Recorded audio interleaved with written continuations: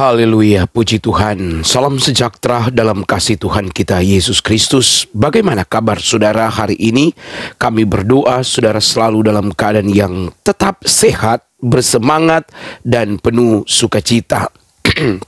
Saudaraku, kali ini saya ingin menunjukkan kepada saudara mengenai penginjilan atau pemberitaan Injil di Nusantara, khususnya di tanah Jawa, yang dilakukan pertama bukan oleh penjajah Belanda. Seringkali kekristenan dikaitkan dengan penjajahan Belanda. Orang-orang sering menuduh bahwa kekristenan itu disebarkan oleh para misioneri yang ikut bersama-sama dengan militer untuk menjajah Nusantara, sekaligus dengan mereka menyebarkan agama kekristenan. Tapi kali ini saudara akan kami suguhkan kebenaran yang sesungguhnya, bahwa justru misioneri, para penginjil, para pemberita Injil pertama di Nusantara justru berasal dari para kiai-kiai yang telah bertobat dan percaya kepada Yesus. Mereka kemudian menjadi misioneri untuk memberitakan Injil di Nusantara. Mari kita saksikan kebenaran yang sesungguhnya ini. Selamat menyaksikan. Halo teman-teman semuanya, shalom untuk kita semua. Teman-teman, di video kali ini kita akan melihat kisah dari Kiai Tunggul Wulung. Nah, beliau ini adalah seorang petapah yang menjadi tokoh penginjil di tanah Jawa, teman-teman. Nah, sebelum kita lanjut ke background atau latar belakang dari Kiai Tunggul Wulung, teman-teman, saya mau mengajak kita semua untuk kita simak kesaksian atau ceramah singkat dari Bapak Bambang Nursena pada cuplikan video. Shalom. Shalom alaikum beshem hamasya. Salam sejahtera dalam nama Kristus. Saya mau bercerita sedikit tentang penginjilan di Jawa. Banyak sekali kita tinggal di Jawa Timur, tinggal di Jawa, tapi kita tidak tahu bagaimana sejarahnya Injil diberitakan di Jawa. Dan Anda jangan kaget kalau pernah saya katakan penginjil-penginjil di Jawa seluruhnya adalah kiai.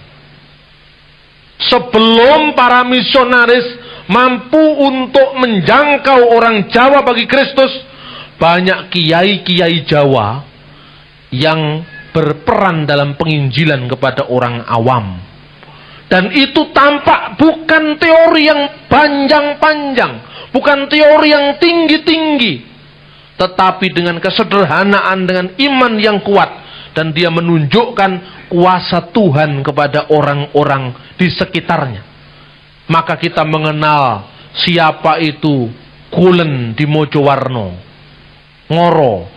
Siapakah itu Kiai Ibrahim Tunggul Wulung yang menjadi Kristen karena dia bertapa di Gunung Kelut. Aneh kan?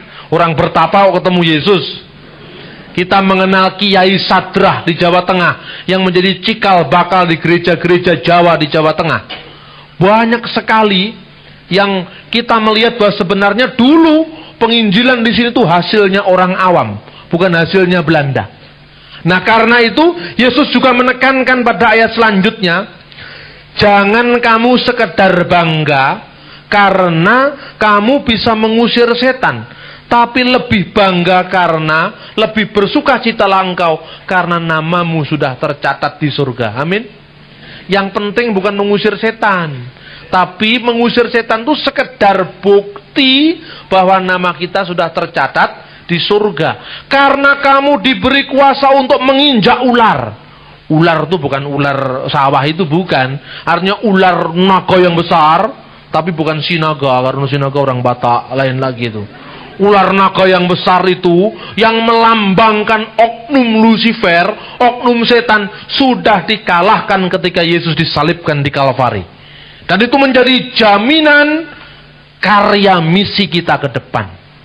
Menjadi jaminan karya misi kita ke depan.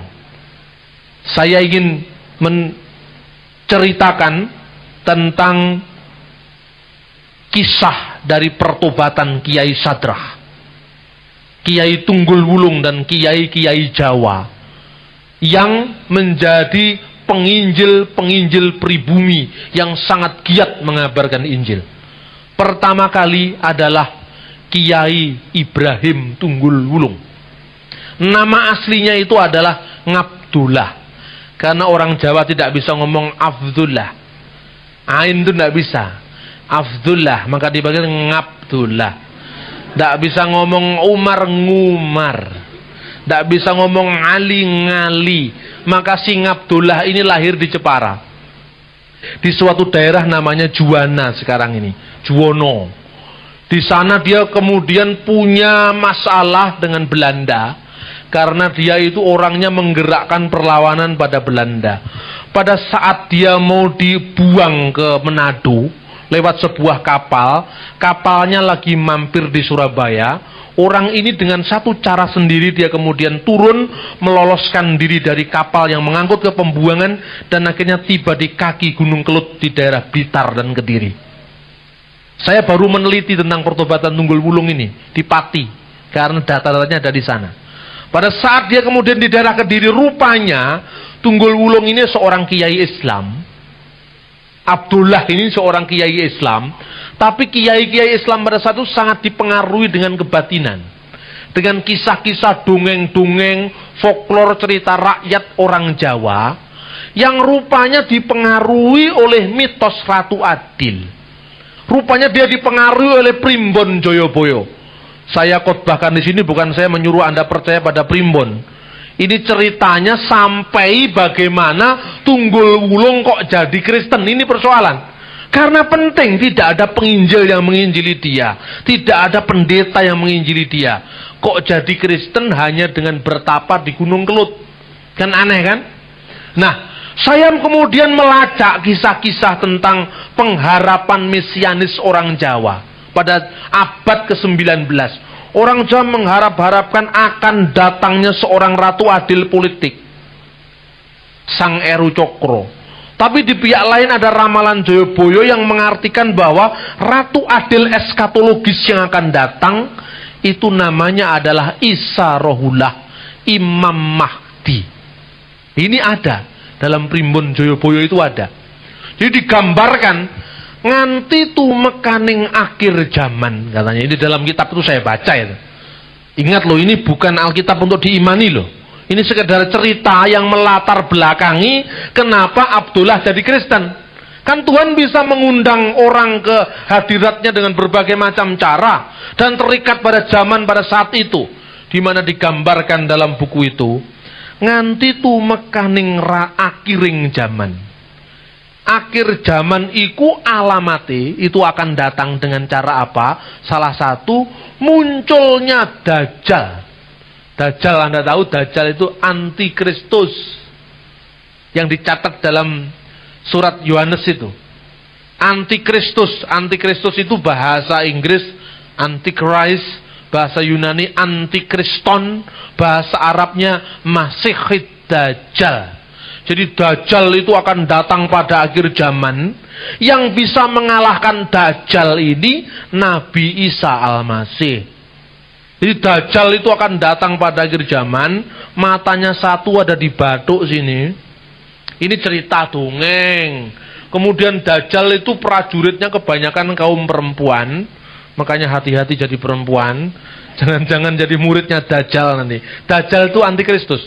Akan datang pada akhir zaman sampai kemudian Isa diturunkan untuk mengalahkan Dajjal ini. Karena itu kalau Anda tanya kepada orang Islam, salah satu doanya itu berbunyi, Allahumma inni a'udzubika min azabil kubur wa min fitnatil masiihid dajjal. Ya Allah, saya berlindung kepadamu dari siksanya kuburan, siksa alam kubur, dan dari fitnahnya antikristus Masihid Dajjal. Kalau orang Islam mendengar Masihid Dajjal, bulu kuduknya langsung berdiri, lalu ingat pada Nabi Isa yang akan mengalahkan Dajjal. Tapi kalau Islam mendengar antikristus, ya tidak ada nilainya apa-apa. Kita harus antikristus supaya kita tidak dikristenkan katanya. Jadi bahasa itu penting pengaruhnya. Artinya ya itu juga. Antikristus itu ya Dajjal itu. Nah, rupanya cerita eskatologi Islam, kedatangan Isa pada akhir zaman itu mempengaruhi orang Jawa. Tekane Dajjal Jomak Jujo. Nah, ini orang Jawa. Jomak Jujo itu Ya'jud wa Ma'jud bahasa Arab. Bahasa Ibraninya Gog dan Magog. Itu di kitab Wahyu itu. Gog dan Magog itu diarabkan Ya'jud dan Ma'jud. Jadi Ya'jud itu Gog, Ma'jud itu Magog. Wa itu kan, dan Ya'jud wa Ma'jud karena ilatnya orang Jawa jadi Jomak Jujo. Seperti orang Jawa menyebut la haula wala quwata wolo kuwato. Ini kan orang Jawa gitu. Memang tidak bisa, tidak salah lah, biar saja isone ngono. Lah Jomak Jujo datang, lalu kelabang kures. Lah ini kelabangnya itu yang panjang itu, binatang kaki 1000 itu lambangnya setan itu masih ditambahi kures lagi. Kures itu suku nabi yang sangat kafir, mengkafiri ajaran yang benar. Lalu jaran ireng anyepai gunung-gunung, yaiku Prabu Jayabaya katanya. Jadi Prabu Jayabaya akan datang, sang Eru Cokro nganti kukuting jaman, rawuhe Kanjeng Nabi Isa Rohullah dadi Imam Mahdi, Ratu Adil akhir zaman. Ini cerita ini yang sangat mempengaruhi Abdullah, sampai kemudian dia mencari-cari Ratu Adil itu siapa. Coba, tidak ada pendeta loh ini yang cerita. Makanya sebetulnya pendeta itu harus menghormati kebudayaan.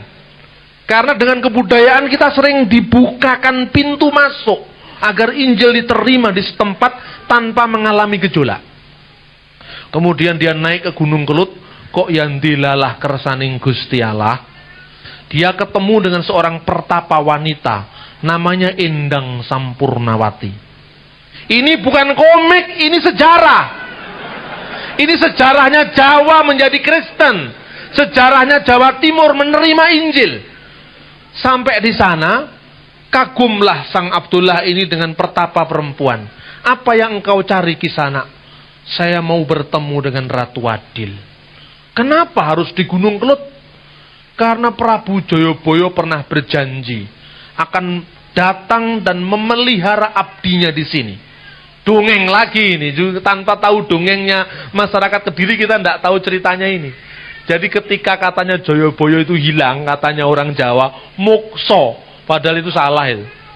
Muksa itu kan artinya manusia yang sudah manunggal dengan Tuhan dalam terminologi Hindu. Muksartam jagat hitayas caiti dharma itu dalam bahasa Hindu, tapi orang Jawa diarani muksa, ya wis karep-karepe lah, salah-salah didik ya biar gitu. Kemudian ketika Jayabaya itu musnah hilang, dua abdinya, yang pertama namanya Kiai Doko, dan yang dua adalah Kiai Doho. Kiai Doho itu artinya jadi demitnya kota Kediri. Namanya adalah Butolo Coyo. Tanya orang Kediri mesti tahu itu. Tanya ini, di depannya Hotel Penataran itu ada keluarga Tan Kun Swi. Itu orang Tionghoa yang sangat-sangat mengembangkan kebudayaan Jawa pada saat itu, pada zaman Belanda. Namanya Tan Kun Swi. Sekarang ahli warisnya menjadi teman saya, orang Katolik, namanya Dr. Sucahyo Gani. Jadi saya banyak menerima naskah-naskah Tan Kun Swi itu, ada yang bahasa Cina, ada yang bahasa Jawa, ada yang bahasa Belanda, itu ada dari Dr. Gani ini. Nah, digambarkan ketika Butolo Coyo menunggu kota Kediri, katanya orang sana danyange kota Kediri. Lalu satunya Kiai Doko itu menjadi tunggul wulung, bendera hitam kebiru-biruan, menunggu Gunung Kelut. Lah menurut dongeng lagi, katanya Jayabaya akan datang lewat Gunung Kelut. Maka si Abdullah ini pergi ke Gunung Kelut, ketemulah dengan Endang Sampurnawati, anaknya Bupati Kediri. Tujuannya sama, saya mau menyongsong Ratu Adil katanya. Ya sudah, kita naik bersama-sama. Tapi zaman dulu orang ilmu ketemu dengan orang ilmu, mengadu ilmu. Karena setan kan suka mengadu orang, seperti mengadu jangkrik. Dia tanya, wahai Kisana, siapa namamu? Nama saya adalah Abdullah, dan saya sekarang menjadi tunggul wulung, karena sayalah yang akan menghadirkan juru selamat ke bumi, yaitu Prabu Jayabaya. Jadi juru selamat itu Prabu Jayabaya katanya. Tetapi itu bukan final katanya, masih ada juru selamat yang lebih besar. Siapa dia? Saya tahu katanya. Saya juga tahu. Jadi tidak mau kalah. Lalu mereka berdebat ilmu dengan cangkriman. Ini aneh.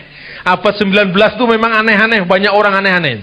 Dia tanya, coba kamu tebak ilmu saya. Apa? Ono kemiri tiba saiki kena dijupuk dek wingi. Apa? Seperti anak kecil dolanan itu. Ono kemiri, ada buah kemiri jatuh sekarang tapi bisa diambil kemarin. Apa? Si Tunggul Wulung bisa jawab itu. Oh, gampang katanya. Terus satunya lagi, kalau gitu kamu juga jawab pertanyaan saya apa? Ratu Adil rawuh mertamu. Tamu bagekake kang ditamoni. Sebiting tanpa sangu. Apa? Tamu datang, ya bertamu. Ratu Adil itu datang bertamu. Anehnya, yang bertamu itu malah menyilahkan yang ditamui. Jadi bukan monggo-monggo, itu bukan dari tuan rumahnya, tapi justru Ratu Adil itu datang untuk menyilahkan pada tuan rumah. Dan satu catatan, sepeser pun dia tanpa bekal. Siapa dia? Dua-duanya spontan menjawab, Kanjeng Nabi Isa Rohullah. Loh, kok bisa? Diuraikan ilmunya. Ada kemiri jatuh kemarin, tapi jatuh sekarang, tapi sudah dapat dipetik kemarin. Artinya apa? Seluruh nabi-nabi di dunia ini mengharapkan kedatangan Isa Al-Masih sebagai juru selamat. Dia adalah Ibrahim, Musa, Daud, Sulaiman, semua mendatangkan Isa akan datang sebagai juru selamat. Tetapi sebelum juru selamat datang, Ibrahim, Musa, Iska, Ismail sudah keburu mati. Lalu ketika Yesus datang, sekarang inilah orang-orang yang menjadi pengikutnya itu menyambut dia. Tapi karena Ibrahim yang mendahuluinya yang datang kemarin, sudah benar-benar mengharapkan kedatangan sang penyelamat, maka dia ikut diselamatkan. Artinya kemirinya walaupun baru tiba saiki, juru selamatnya walaupun baru datang sekarang, tapi Ibrahim yang mengharapkan namanya, Iska yang mengharapkan kedatangannya, Ismail yang menyerukan kedatangannya, Daud, Salomo yang menginginkan kedatangannya, diselamatkan oleh Isa Al-Masih. Coba, gak ada pendeta yang ngajar loh ini. Siapa yang ngajar? Saya percaya Roh Kudus yang mengajar. Amin. Loh, ini sejarah, saudara. Lalu ganti ditanya, siapakah Ratu Adil yang datang bertamu? Isa Al-Masih. Kok bisa? Dia datang kepada milik kepunyaannya, tapi milik kepunyaannya menolak dia. Karena itu dia malah datang menyilahkan pada orang-orang yang didatangi. Tatkala dia berkata, marilah padaku hai kamu yang letih lesu dan berbeban berat, aku akan memberikan kelegaan kepadamu. Sebiting tanpa sangu. Dia datang bukan sebagai raja, raja dunia, dengan segala macam bondo-bandu kekayaan. Tetapi dia datang benar-benar sebagai seorang yang papa, agar dia bisa mengangkat kepapaan dan kemiskinan kita. Kedua orang sepakat kalau gitu, yang kita tunggu sama, yaitu Yesus Kristus. Dia naik ke Gunung Kelut selama 7 tahun, nggak macam-macam, 7 tahun coba. Lah, kita semua ini tinggal datang hari Minggu aja kok sulitnya setengah mati. Padahal datangnya nggak sampai 2 jam. Itu 7 tahun, betapa sulitnya orang-orang di luar tuh mencari Tuhan. Lalu menurut ceritanya pendeta Jelesma, yang menjadi penginjil orang Belanda di Mojowarno, tahun 1848, ketika Gunung Kelut mau meletus, di bawah tikar semedi atau sembayangnya Abdullah yang menamakan diri Tunggul Wulung tadi, ada 10 perintah Tuhan. Dia turun dan merasa ini adalah jawaban dari doa saya. Tapi dia bertanya kepada Sampurnawati yang akhirnya jadi istrinya, kenapa kita tidak ketemu dengan Prabu Joyoboyo? Mungkin dia memang tidak datang. Dia sekarang sudah dikubur di lemah sana itu, dan kuburannya itu jasadnya sudah menjadi tanah, tanahnya ditanduri ketela, dan ketelanya kita makan bersama-sama. Karena Joyoboyo memang tidak pernah datang. Siapa yang datang? Yang datang adalah Isa Rohullah yaitu Yesus Kristus. Tetapi ilmu-ilmunya belum dibuang, saudara. Orang Jawa waktu itu punya opok-opok luar biasa. Tahu opok-opok? Opok-opok itu kasekten, keris, macam-macam. Supaya dia itu jadi orang dugdeng, sakti mondroguno, ora tedas tapak paluning pande sisaning gurindo. Jadi di pasar ora tedas, dibaca ora tedas, tapi kalau dia kekek mati, itu kira-kira.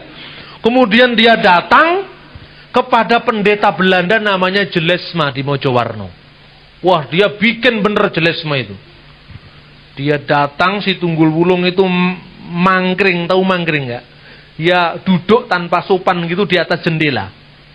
Dan biasanya karena dia memakai aji-ajian panglemunan, itu orang tidak tahu dia. Cuman, masa saya disuruh berguru kok pada pendeta Belanda?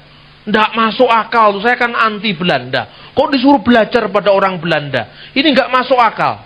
Kemudian ketika dia itu duduk di atas jendela itu, sang pendeta rupanya diberikan hikmat oleh Tuhan Yesus. Tahu, padahal biasanya juga nggak tahu. Kenapa kamu ada di situ, saudara? Turunlah, rumah ini terbuka untukmu. Kaget dia setengah mati. Pendeta ini lebih sakti dari saya. Padahal dulunya juga nggak sakti. Hanya gara-gara dia dicobai, Tuhan kasih kesaktian. Sesaat setelah itu hilang lagi. Nanti kalau orang sakti selamanya, kemudian yang dimuliakan bukan Tuhan tapi dari kita.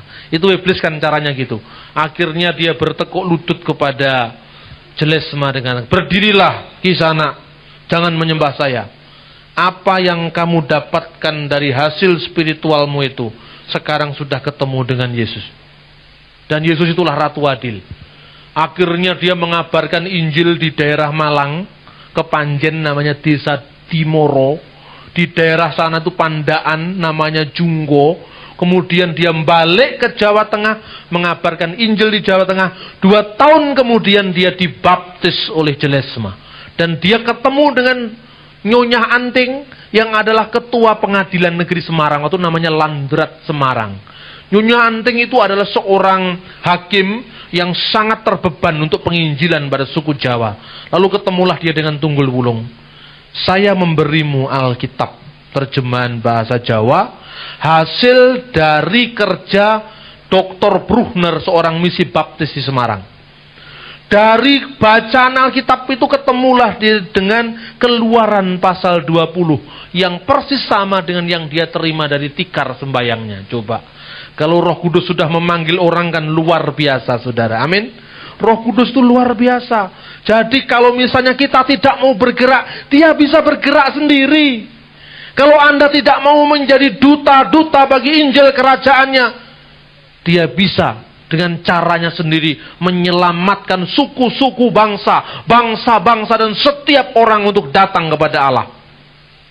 Ini kisah ini menunjukkan tentang campur tangan Allah, bahwa bumi yang kita injak ini juga bumi yang diberkati Tuhan. Dia datang ke Jawa Tengah, menjadi cikal bakal dari gereja yang sekarang ini ada di Kayuwapu, di Pati, kemudian di Banyutowo, di tempat-tempat lain. Karena apa? Salah satu dari campur tangan Allah pada kiai yang namanya Tunggul Wulung ketika dibaptis ditambahkan dengan nama Ibrahim Tunggul Wulung. Kemudian setelah itu dia mengabarkan Injil luar biasa. Sampai seorang misionaris Belanda namanya Peter Jan, dia mengatakan, tidak pernah di antara misionaris bangsa kita yang mampu berjalan kaki selama 25 hari dari Jakarta Semarang bolak-balik kalau bukan kiai Jawa ini. Karena itu Belanda pun respek dengan kerjanya Tunggul Wulung. Sampai kemudian Tunggul Wulung waktu itu menjadi penginjil yang luar biasa di Jawa Tengah. Apa keistimewaannya? Dia buang segala kesaktiannya. Dia buang jimat-jimatnya. Dia lepaskan ketergantungannya pada kuasa-kuasa jahat sebelumnya. Tatkala membabat hutan di daerah Pondo. Pondo itu di daerah Pati. Ini kalau saudara mau datang ke sana, saksi-saksi hidupnya masih ada. Tulisan-tulisannya masih ada. Dan ini sedang diteliti oleh seorang sarjana Belanda. Ini Dr. Hoekema. Dia menulis tentang teologi Protestan abad 19. Jadi teliti tentang bagaimana penginjilan di Jawa ini. Maka di sana di Bondo itu tidak ada satupun dari orang-orang di sekitarnya yang berani lewat hutan di situ. Ini hutan itu kalau katanya orang Jawa, alas gung liwang liwung jalmo moro jalmo mati. Kalau datang ke situ ya siap mati. Tapi yang namanya Tunggul Wulung dengan kuasa yang dibaca dari Injil Lukas tadi, bahwa iblis-iblis tunduk kepada Tuhan dengan nama Tuhan. Dia hanya datang dengan keyakinan dan iman bahwa Yesus Kristus adalah Ratu Adil, penyelamat dunia. Dia masuk ke hutan. Lalu murid-muridnya diajari berdoa. Ya waktu itu doanya orang tidak bisa panjang-panjang. Doanya itu ya asalkan, ya singkat yang penting ngerti. Dia doanya itu begini. Allah, Putro Allah, Roh Suci Allah. Tetelune kang tunggal dadi sawiji. Ini Tritunggal. Allah, firman Allah, dan Roh Allah. Ketiga-tiganya adalah satu. Satu Allah. Lemah angker. Upas racun dadi towo idi Gusti Yesus selaminyo, amin. Setan lari semua, saudara-saudara. Hanya begitu di dalam nama Yesus itu kan, bahasa Jawa, idi Gusti Yesus selaminyo. Dengan izin Tuhan Yesus, semua demit setan semua lari.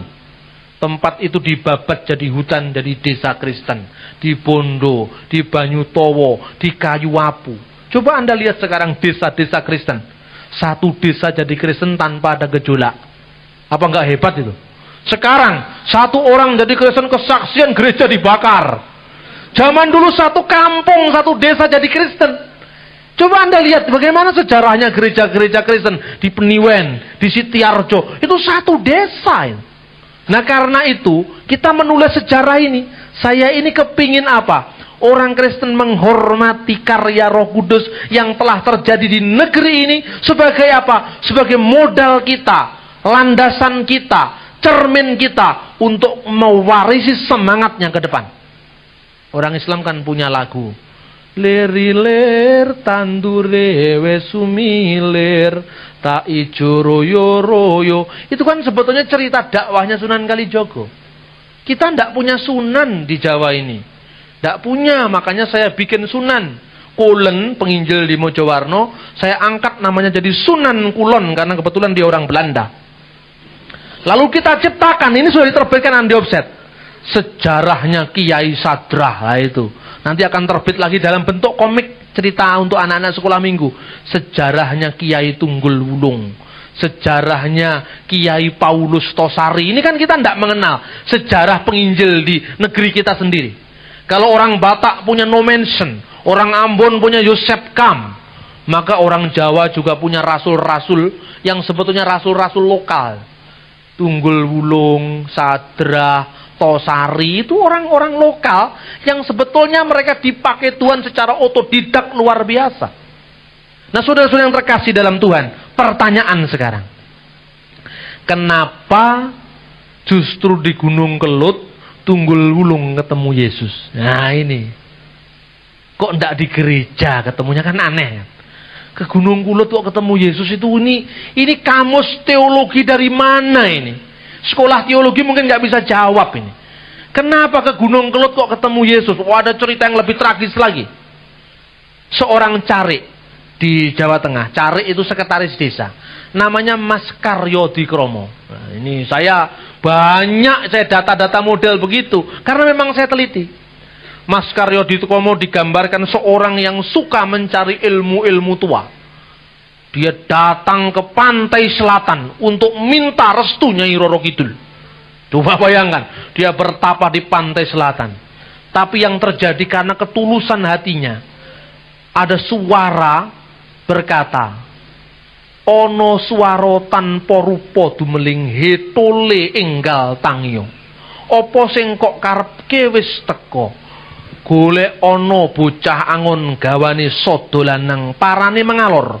Iku kang bakal nuduhake marang kowe dalan kang bener lan becik. Wahai anak, bangunlah. Carilah yang bernama Sang Gembala, yang senjatanya adalah sada lanang. Lah ini misionaris Belanda nggak bisa mengartikan sada lanang itu artinya apa. Itu perumpamaan orang Jawa. Ke ke daerah utara, karena daerahnya Kiai Sadrah itu. Di sanalah kamu akan ditunjukkan jalan yang benar.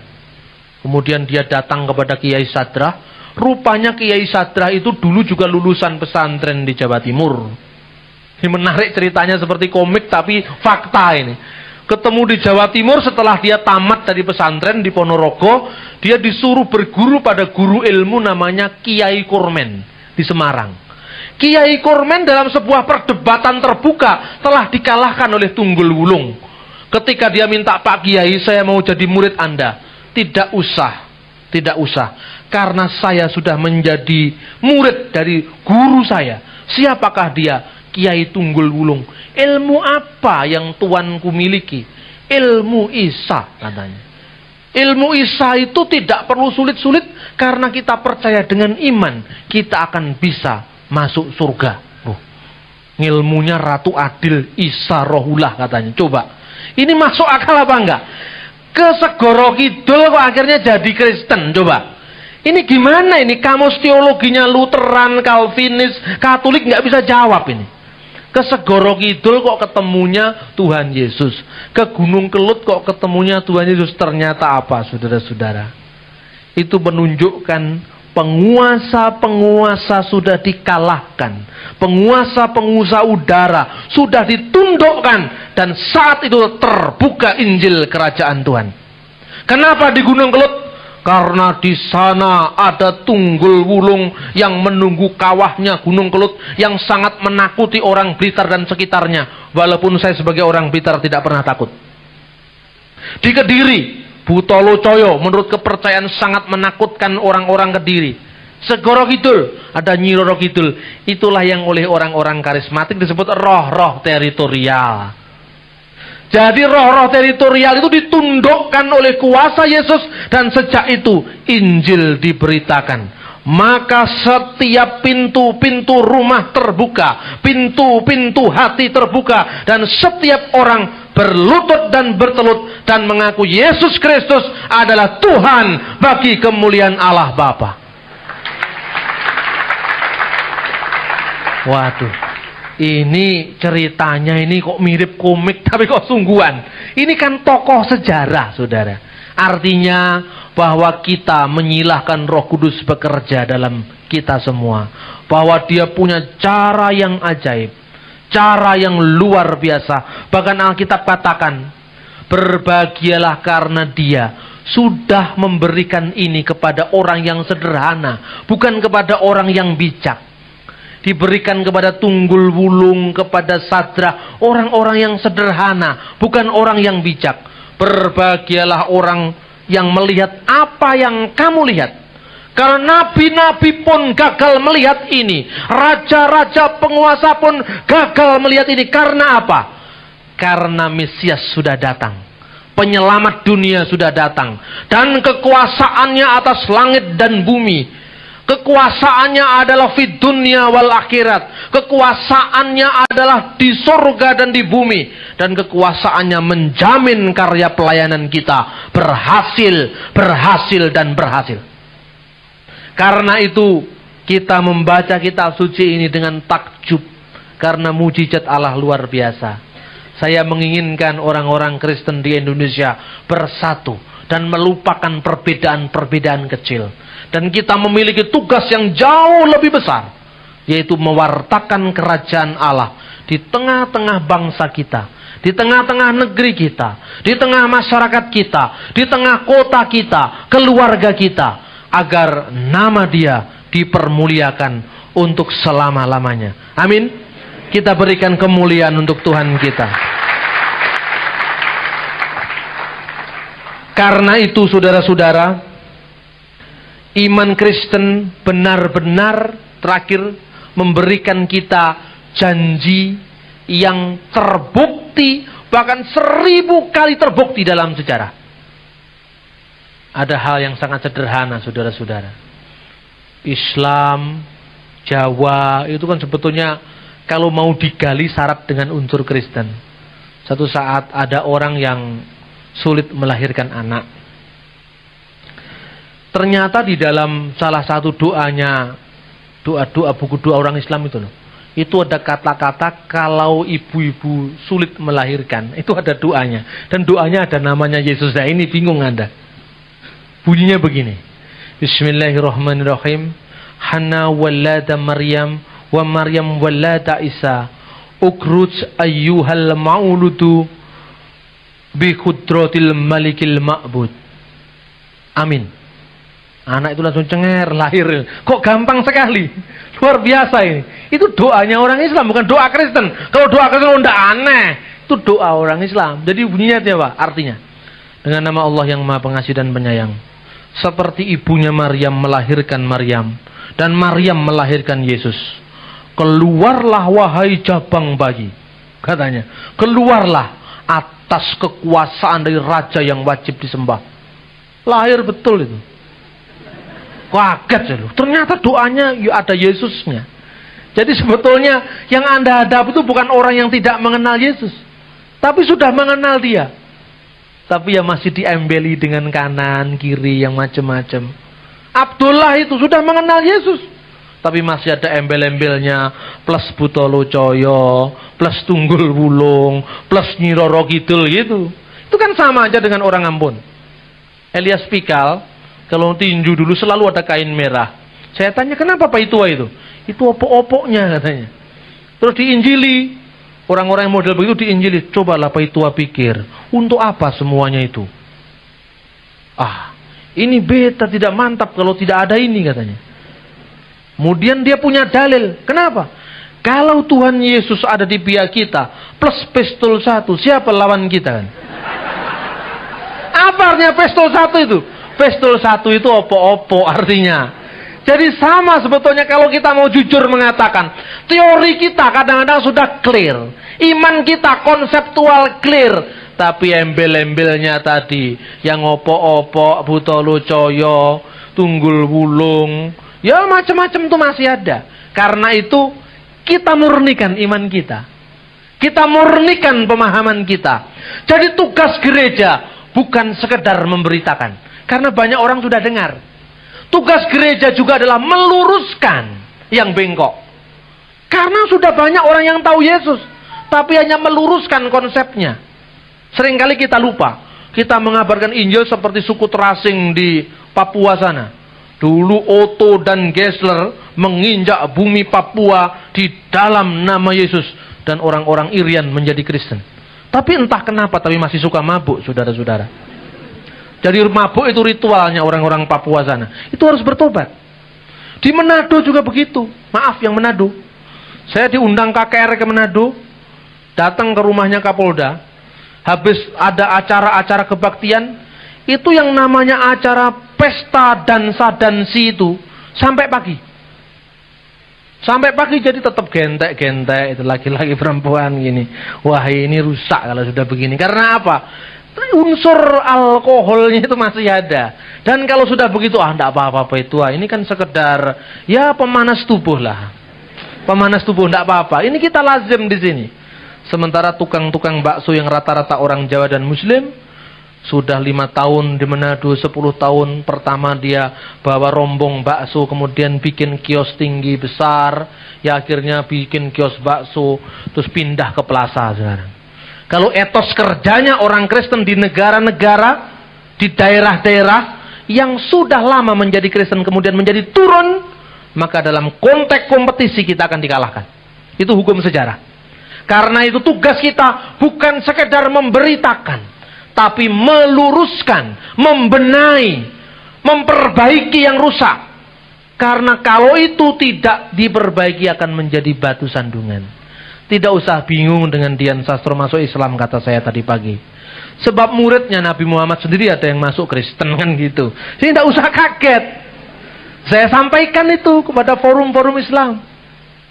Saya sampaikan, lalu ada orang mengatakan, Pak, kok bisa aja mencari-cari yang aneh-aneh begitu? Ya memang ini perlu diteliti. Supaya apa? Supaya jelas sumbernya itu dari mana. Saudara-saudara terkasih dalam Tuhan, firman Tuhan ini ya dan amin. Firman Tuhan ini bukan main-main.